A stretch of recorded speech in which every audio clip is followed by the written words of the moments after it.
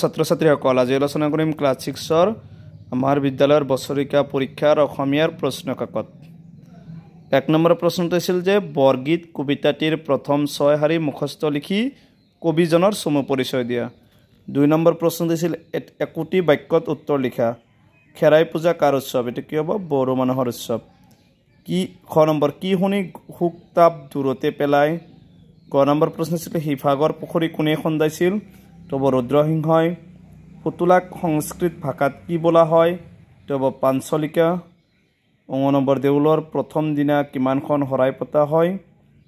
45 number চম্বল নদী ভাৰতৰ কোন প্ৰদেশত আছে? 2 নম্বৰ পাণ্ডৱসকলৰ পিতৃৰ নাম কি আছিল? পানীৰ প্ৰধান উৎস কেইটা? কি হ'ব? বৰষুণৰ পানী হ'ব, ভূপৃষ্ঠৰ পানী, ভূগৰ্ভৰ পানী। 3 নম্বৰ প্ৰশ্নত আহিছিল তগৰ কোন? তগৰ টেটুনক কিয় মাতিছিল? খ নম্বৰ কি তিনিটা কথাক বড়োসকলে প্ৰধানকৈ গুৰুত্ব দিয়ে? গ নম্বৰ শিৱসাগৰ আৰু জয়সাগৰ আদি কেনেদৰে খন্দাইছিল? খ নম্বৰ কি আদৰ্শ লৈ কোনে এই অসমীয়া আইৰ বুকুলৈ আহিছে? তেৰাই কি এৰি গৈছে? 4 নম্বৰ উত্তৰ লিখা যিকোনো তিনিটা।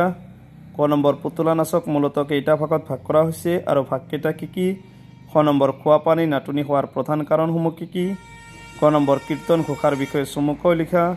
খ নম্বৰ বৰকাসুৰক কোনে কেনেদৰে মাৰিছিল? 5 নম্বৰ সমাৰ্থক শব্দ লিখা।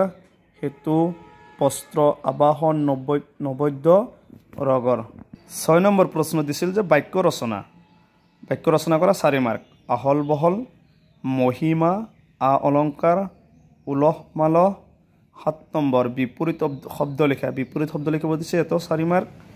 ফৰকাল, খৰচী, চাহ, সৃষ্টি। 8 নম্বৰ এটা শব্দত প্ৰকাশ কৰা যিয়ে নৃত্য কৰে।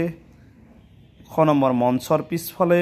গ নম্বৰ নটা ৰত্ন একেলগে। খ নম্বৰ খোৱা বস্তু। 9 নম্বৰ প্ৰশ্ন হৈছে সন্ধি ভাঙা, উচ্চাৰণ, হিমাচল, নিশ্চয়, সঞ্চয়।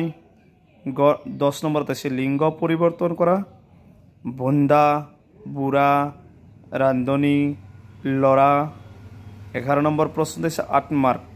তলত দিয়া যিকোনো এখন ৰচনা লিখিব দিছে। বাতৰি কাকত নাইবা সৰস্বতী পূজা নাইবা বিজ্ঞানৰ উপকাৰিতা আৰু অপকাৰিতা। তাৰপিছত হৈছে দ্ৰুত পাঠৰ পৰা। দ্ৰুত পাঠৰ প্ৰথম প্ৰশ্ন হৈছে কমল প্ৰিয়া কোন? 13 নম্বৰত আহিছে ৰজাৰ মানুহে শংকৰদেৱৰ সলনি ধৰি অনা মানুহ দুজন কোন আছিল? 14 নম্বৰ দগলা শব্দৰ অৰ্থ কি? 15 নম্বৰ মাধৱদেৱৰ গাত কি গুণ দুখ দেখি শংকৰদেৱে তেওঁক উত্তৰাধিকাৰী পাতিছিল? আলোচনা কৰা। 16 নম্বৰ বৃন্দাবনী বস্তুৰ বিষয়টি টোকা যুগুত কৰা। 17 নম্বৰ আছে শ্ৰুতলিপি বিদ্যালয়ৰ মতে আৰু 18 নম্বৰ প্ৰকল্প। এইকেইটা আছিল আজিৰ অসমীয়াৰ প্ৰশ্ন কাকতৰ প্ৰশ্নসমূহ। গতিকে আজিৰ ভিডিঅ'টো এইখিনি। তোমালোকে ভিডিঅ'টো লাইক কৰিবা, চেনেলটো ছাবস্ক্ৰাইব কৰিবা।